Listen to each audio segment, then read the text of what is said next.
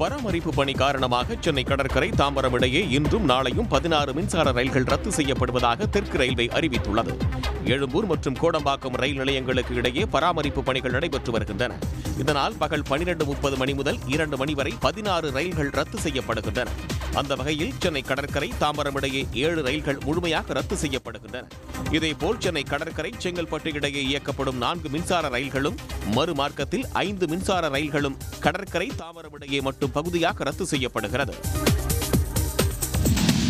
காஞ்சிபுரம் மாவட்டம் சுங்குவார் சத்திரத்தில் பணியிடை நீக்கம் செய்யப்பட்ட 23 தொழிலாளர்கள் தனிப்பட்ட முறையில் மன்னிப்பு கடிதம் கொடுத்தால் மட்டுமே மீண்டும் பணியில் சேர்க்க முடியும் என சாம்சங் இந்தியா நிறுவனம் திட்டவட்டமாக தெரிவித்துள்ளது. இதனால் வரும் 7ஆம் தேதி முதல் பணிக்கு வர தயாராக உள்ள தொழிலாளர்களை ஆலை நிர்வாகம் பணிக்கு அமர்த்துமா என்ற கேள்வி எழுந்துள்ளது. இப்படி வரிசையா மன்னிப்புன்னு கேட்டு எல்லாவற்றையும் நான் ஏற்றுக்கொள்கிறேன், அதன் பிறகு என்ன பணியில் அனுமதிக்கு இப்படி ஒரு கடிதத்தை நீங்கள் எழுதி ஒவ்வொருத்தரும் 1400 தனியாக கொடுத்தாதான் நான் உள்ளே விடுவேன். இதுக்கு தொழிற்சங்கம் ஏற்றுக்கணுமா? இது முழுக்க நம்ம நாட்டு சட்டத்துக்கு விரோதமானது. கும்பகோணம் அருகே திருப்புரம்பியம் சாட்சிநாத சுவாமி கோயிலில் மாசிமக திருவிழாவை ஒட்டி ஏற்றப்பட்ட கொடி எடை தாங்காமல் அருந்து விழுந்ததால் பக்தர்கள் அதிர்ச்சியடைந்தனர்.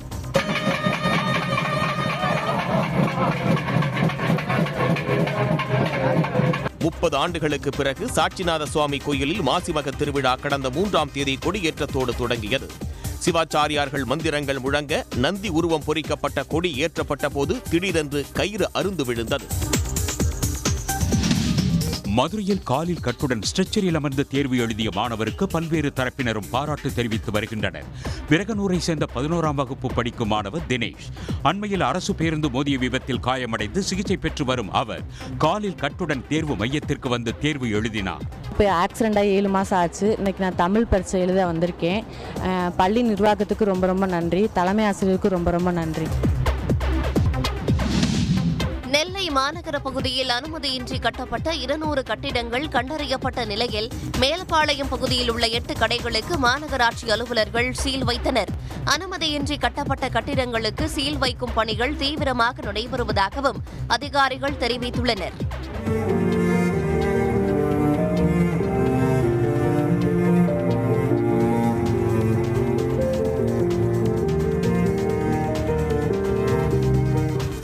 உயர்நீதிமன்ற மதுரை கிளை உத்தரவின் பேரில் அனுமதி இல்லாத கட்டடங்களுக்கு சீல் வைக்கும் பணியை மாநகராட்சி அதிகாரிகள் மேற்கொண்டு வருகின்றனர்.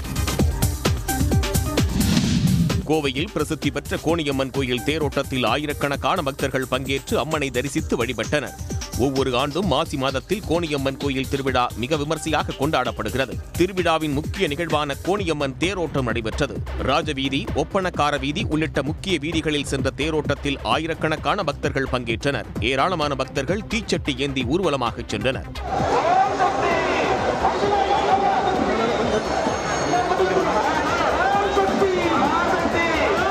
தேரோட்டம் செல்லும் பாதையில் உள்ள பழமை வாய்ந்த அத்தார் ஜமாத் மஸ்ஜித் பள்ளிவாசல் முன்பு தண்ணீர் பந்தல் அமைத்திருந்த இஸ்லாமியர்கள் தாகத்தோடு ஊர்வலம் சென்ற இந்து பக்தர்களுக்கு தண்ணீர் வழங்கி தாகம் தீர்த்தனர்.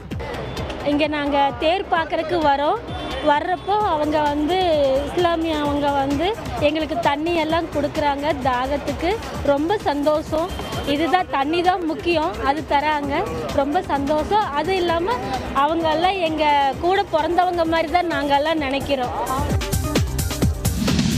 சிவகங்கை மாவட்டம் வழியாக செல்லும் வைகை ஆற்றில் முதலாக கட்டப்படும் மிக நீளமான படுகை அணை கட்டுமான பணிகளை ஆட்சியர் ஆஷா அஜித் ஆய்வு செய்தார். வைகை ஆற்றில் 410 மீட்டர் நீளத்தில் 40,27,00,000 ரூபாய் செலவில் கட்டப்படும் படுகை அணையின் கட்டுமான பணி 20 மாதங்களில் நிறைவடையும் என ஆட்சியர் தெரிவித்தார்.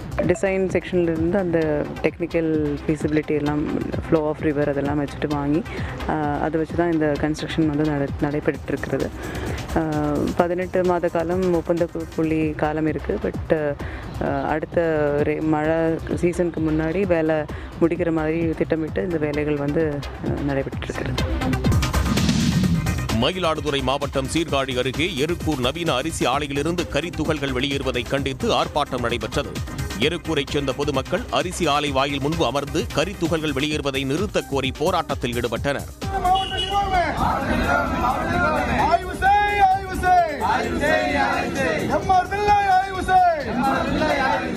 தமிழ்நாடு நுகர்பொருள் வாணிபக் கழக முதுநிலை மண்டல மேலாளர், சீர்காழி வட்டாட்சியர் உள்ளிட்டோர் சம்பவ இடத்திற்கு வந்து பேச்சுவார்த்தை நடத்தி நடவடிக்கை எடுப்பதாக உறுதியளித்தனர்.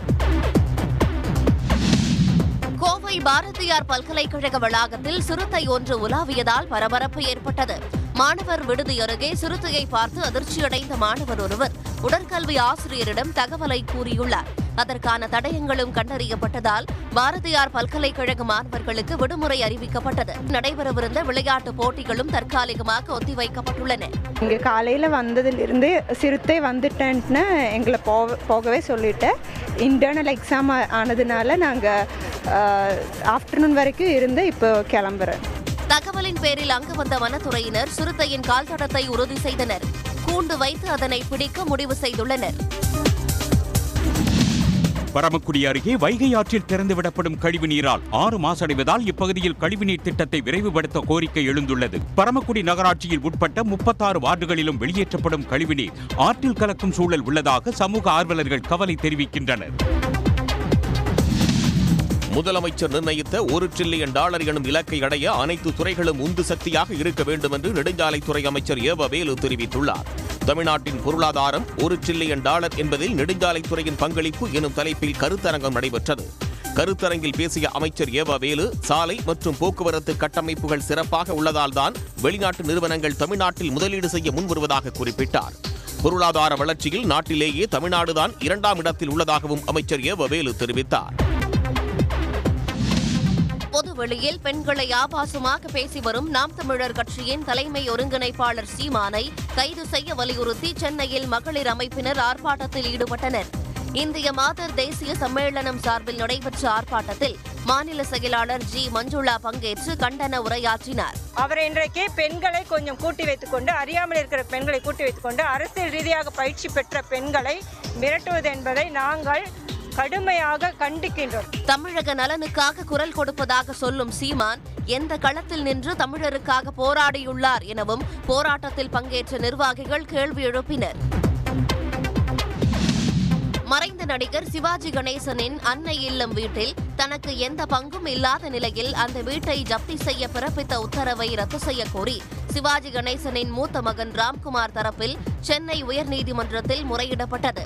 இதை கேட்ட நீதிபதி ஜப்தி உத்தரவை ரத்து செய்ய கோரி மனு தாக்கல் செய்ய அனுமதி அளித்தார். அத்துடன் செய்திகளின் மூலம்தான் சிவாஜி கணேசனின் வீடு என்று தெரிந்து கொண்டதாக தெரிவித்த நீதிபதி பிரச்சினைக்கு தீர்வு காண முயற்சிக்கும்படி அறிவுறுத்தி விசாரணையை ஏப்ரல் 3ஆம் தேதிக்கு தள்ளி வைத்தார்.